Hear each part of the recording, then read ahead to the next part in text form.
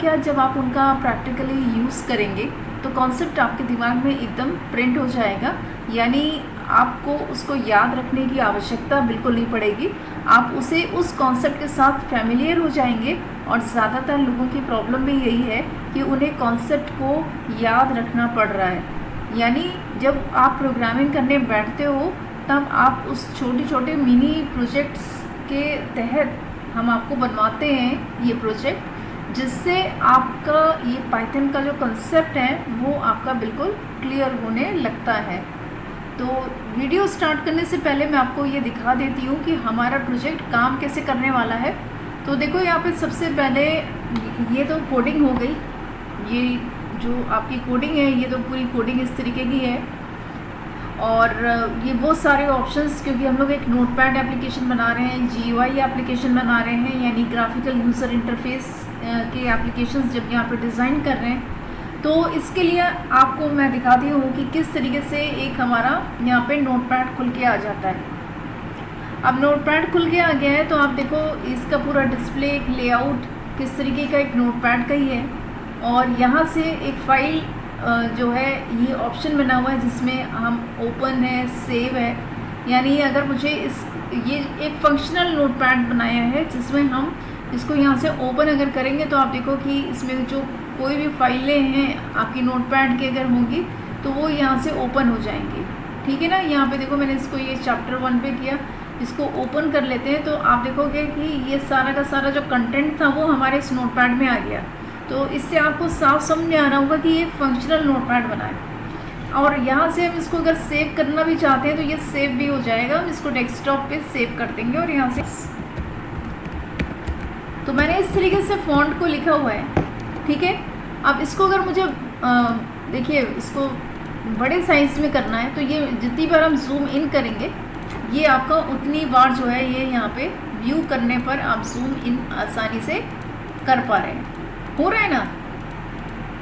तो ये आप देखो ये एकदम उसी नोटपैड की तरह काम कर रहा है जो आपके सिस्टम पे पहले से ही आपके पास नोटपैड है। तो ये हम लोग पाइथन में इसको बना सकते हैं कितनी आसानी से। तो इसको अगर मुझे और जूम इन करना है तो आप देखो ये और ज़्यादा जूम इन हो गया। तो है ना फंक्शनल नोटपैड, एक ऐसा फंक्शनल नोटपैड हमने यहाँ पे क्रिएट किया है, ऐसा बनाया है, वो भी पाइथन से, जिससे आपको क्या है, आपको एक इंटरेस्ट आ जाएगा, मतलब प्रोग्राम्स को याद नहीं करना पड़ेगा। और इस तरीके से हम इसको, इस प्रोजेक्ट को एक नया रूप देंगे। यहाँ पे देखिए, और इसको एडिट करना है तो हम इसको यहाँ से ये पूरा सेलेक्ट करके इसको यहाँ से कट कर सकते हैं। वापस लाना है तो अनडू कर सकते हैं, और फिर से करना है तो रीडू कर सकते हैं। तो ये हमारा एक बन गया एक फंक्शनल नोटपैड। तो यहाँ पे इसको यहाँ से अगर मुझे बाहर निकलना है, फाइल करके इसको क्लोज़ कर सकते हैं। तो ये अभी फ़िलहाल नहीं काम कर रहा है, लेकिन अभी इस प्रोजेक्ट को हम यहाँ पे देख लेते हैं। और इस प्रोजेक्ट में आप देखो कि हमने एक tkinter लाइब्रेरी, जो हमने यहाँ पे क्या क्या पाइथन में इस्तेमाल किया है, तो इसमें हम लोगों ने tkinter लाइब्रेरी का यूज़ किया है। यहाँ पे हम लोगों ने जो है आपके फाइल हैंडलिंग ऑप्शंस का यूज़ किया है ना। तो इस तरीके का इस्तेमाल किया है। तो यहाँ पे आप देखो एक टेक्स्ट एरिया का बना हुआ है, और एक आपका डिफ़ॉल्ट फॉन्ट साइज़ बना हुआ है ना। तो हमने कुछ इम्पॉर्टेंट चीज़ें यूज़ करके एक बेसिक नोटपैड एप्लीकेशन बनाने में हेल्प की है, यानी उन सब चीज़ों का जिक्र है जो हम प्रोजेक्ट में यहाँ पे इस्तेमाल करेंगे।